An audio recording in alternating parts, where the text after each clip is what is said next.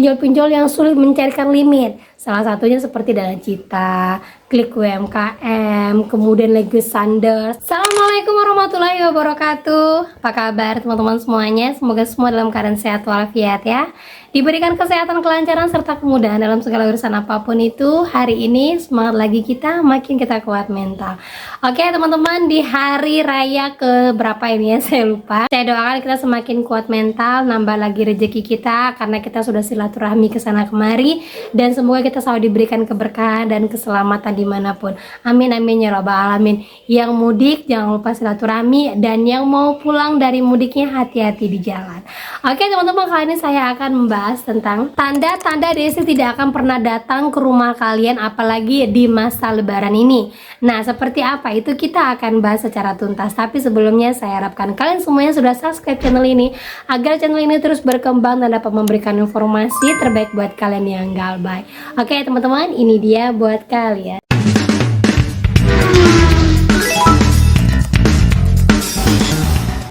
Sebelumnya saya mau informasikan dulu ya, ada grafik terbaru di tahun 2026 ini yang menyatakan bahwa ternyata penggunaan pinjol itu saat ini paling banyak itu adalah untuk kalangan menengah. Nah, ini sensus yang dilakukan di tahun 2026. Kalau kita lihat, kriteria dari kelas atas pengguna pinjol itu hanya sekitar 0,14%. Dan ini pun hanya UMKM untuk modal usaha dan juga paylater. Kemudian, kelas menengah itu 0,25%. Yang jelas ini paling banyak. Kemudian menuju kelas menengah ataupun di bawah kelas menengah, terus rentan lanjut miskin. Malah yang miskin hanya 0,08%, alias mereka tidak pernah menyentuh yang namanya pinjol. Nah, bisa kita ketahui berarti kelas menengah, yaitu mereka para pekerja, para pengusaha, itu banyak sekali yang terjerat pinjol. Nah, itu dia teman-teman ya. Jadi sekarang ini yang paling banyak menjerit adalah kalangan menengah ke atas, karena memang banyak sekali yang di PHK, tagihannya menumpuk, kebutuhannya makin tinggi, dan masih banyak lagi yang menyebabkan orang-orang mencari jalan pintas menggunakan pinjol. Saya nggak menyalahkan seperti ini emang keadaan. Saat ini kita bukan lagi untuk lomba, tapi saat ini adalah kita untuk bertahan hidup dari keadaan saat ini. Mau apa lagi? Kalau sudah tidak lagi yang bisa dicari, kalau sudah tidak lagi yang bisa dikorek, terpaksa kita harus menggunakan pinjol, dan itu pun sangat lumrah. Tetapi jangan jadikan pinjol satu-satunya alasan untuk kalian tidak berusaha lebih baik lagi. Yuk teman-teman ya. Dan lanjut lagi teman-teman. Jadi ada seorang teman yang mana dia curhat. Dia baru saja dapat tagihan 30 juta dari Kredivo, padahal dia tidak pernah menggunakan Kredivo dan tidak tahu itu tagihan siapa. Assalamualaikum, semoga sehat sejahtera selalu Kak. Mohon izin saya mau share perkembangan problem saya yang tiba-tiba ada tagihan Kredivo senilai 30 juta dan sudah 3 bulan sejak kejadian, dan sudah hampir 3 minggu tidak ada aktivitas WA dari Kredivo. Tapi tiba-tiba hari ini ada DC datang ke rumah dengan nada tinggi meminta pembayaran.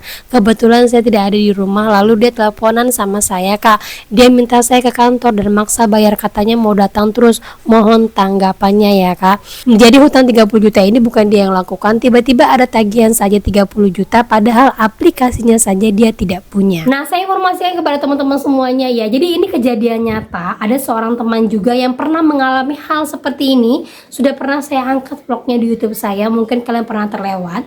Jadi kejadiannya ada sepasang suami istri yang mana diteror habis-habisan oleh Kredivo, dan sampailah Kredivo ini sampai ke kantor suaminya. Karena tidak merasa melakukan pinjaman, akhirnya suaminya ini minta seluruh data-datanya mana waktu pengajuan. Dan ternyata setelah diberikan sama DC-nya ini untuk segala pengajuannya, ternyata datanya ini benar. Tapi pada saat dia minta untuk data foto selfie dan rekeningnya, ternyata itu berbeda. Nah, ini bisa terjadi pada kalian seperti halnya pada teman kita ini, yang mana ada tagihan 30 juta ini. Kalian bisa langsung hubungin CS Kredivo-nya, cari di website, harus website ya, di Google ketik Kredivo, cari di websitenya, cari di Google paling bawah, terus kalian telepon CS-nya, sampaikan saya hari ini didatangin oleh DC dari Kredivo, marah-marah, bentak-bentak, minta tagihannya untuk dibayarkan, sementara saya sendiri tidak pernah melakukan pinjaman dan uangnya tidak pernah masuk ke dalam rekening saya. Untuk itu saya minta kalian kirimkan ke email saya data-data pengajuan saya, foto selfie saya dan rekening di mana dana tersebut dikirimkan. Karena saya sendiri sampai hari ini tidak pernah menerimanya. Sampaikan seperti itu. Jadi jangan pernah membiarkan hal yang seperti ini kalian diamkan. Pinjol akan mengakui bahwa hutang tersebut adalah milik kalian. Gitu teman-teman ya. Nah, dari itu semua di sini saya rangkumkan tanda-tanda DC yang tidak akan pernah datang ke rumah kalian apalagi menjelang lebaran, dan kalian akan bisa terus tetap aman selama lebaran. Dan kalau ini ada tanda-tandanya di tempat kalian, berarti kalian aman. Ya, lanjut saja teman-teman ya. Yang pertama, tanda-tanda DC itu tidak akan pernah datang ke rumah kalian adalah DC masih terus-terusan WA kalian, masih mengancam kalian, masih mengirimkan WA blast kepada kalian, kemudian masih telepon ke kondar-kondar kalian. Kemudian apabila hening, terus tiba-tiba kalian di WA lagi ancaman segala macam bahwa dia sudah akan masuk ke rumah kalian, di foto depan rumah kalian, di foto gang kalian, itu tandanya DC belum akan datang ke rumah kalian. Kalau ada yang bertanya, tapi mbak dia fotonya itu depan rumah saya, benar? Ya, biasanya DC seperti ini sifatnya hanya menakut-nakutin. Dia tidak akan datang serta-merta.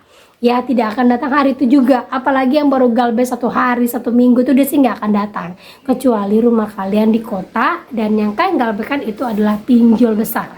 Salah satunya itu adalah Kredivo. Ya. Oke, lanjut lagi. Yang kedua, DC memberikan diskon potongan kepada kalian. Kenapa DC memberikan diskon potongan kepada kalian? Karena diskon ini adalah hal yang menarik teman-teman ya. Karena kalau mereka terus-terusan WA kalian, menakuti kalian, otomatis kan tidak akan bayar. Tapi dengan cara memberikan diskon, otomatis kan akan tertarik. Dan kalian akan membayarkannya sesuai dengan nego yang kalian lakukan terhadap DC-nya. Dan itu terbukti mengurangi biaya mereka untuk menurunkan DC lapangan ke rumah kalian. Jadi kalau DC masih ngasih diskon, DC masih WA kalian bahwa akan ada keringanan ini segala macam, itu tandanya DC tidak akan turun ke rumah kalian. Gitu ya.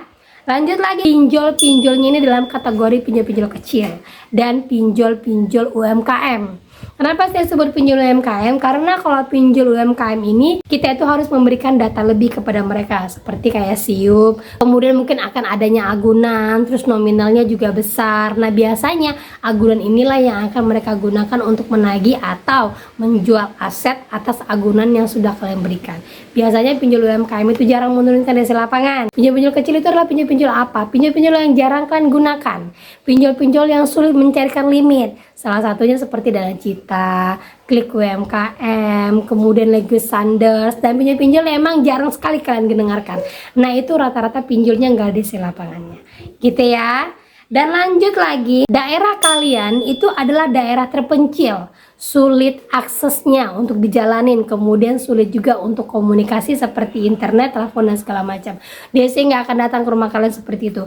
Kalaupun ada, DC-nya hanya akan datang 1 kali saja, terus dia akan informasi ke kantornya bahwa daerah kalian sulit, terjal. Itulah mengapa kalau kalian tinggal di pegunungan, kalian tinggal di pelosok desa, itu saya katakan aman. Karena DC-nya itu jarang mau sampai ke tempat kalian. Gitu ya. Dan tanda-tanda yang terakhir itu adalah DC itu tidak akan pernah datang ke nasabah-nasabah yang ngeyelan ataupun sulit, ataupun cuek ketika ditagih, ataupun tidak pernah respon WA ataupun telepon DC. Karena DC tahu, kalaupun diturunkan DC lapangan ke sana, otomatis kalian juga akan cuek, otomatis kalian sudah siap untuk menghadapi DC, dan otomatis mungkin kalau bagi yang emosional bisa membahayakan DC-nya. Itulah mengapa orang yang cuek dan orang yang tidak peduli dengan teroran DC itu adalah bukan menjadi prioritas dari DC-nya dan juga bukan menjadi target-target DC selanjutnya. Jadi dari sini kita ketahui bahwa galbay itu lebih baik kalau kalian tidak peduli dengan apapun yang akan diberikan pada DC. Galbay itu akan lebih aman ketika kalian percaya bahwa saya siap untuk menghadapi teroran DC, saya siap untuk menghadapi resikonya, dan saya siap apapun yang diberikan DC kepada saya tidak akan pernah menerimanya mentah-mentah karena saya tahu segala ancaman tidak akan pernah terbukti. Gitu teman-teman ya. Nah oke, itu dia informasi yang bisa saya sampaikan kepada kalian. Semoga informasi ini menjadi mood booster lagi, semangat baru, dan saya ucapkan sampaikan salam saya kepada keluarga kalian agar kalian lebih kuat mental lagi, semangat lagi, dan jangan pernah menutupi kebohongan kalian dengan kebohongan-kebohongan yang lain. Kalau sudah bisa jujur dengan keluarga, jujurlah karena itu lebih baik. Oke teman-teman ya. Nah oke, akhir kata saya ucapkan assalamualaikum warahmatullahi wabarakatuh.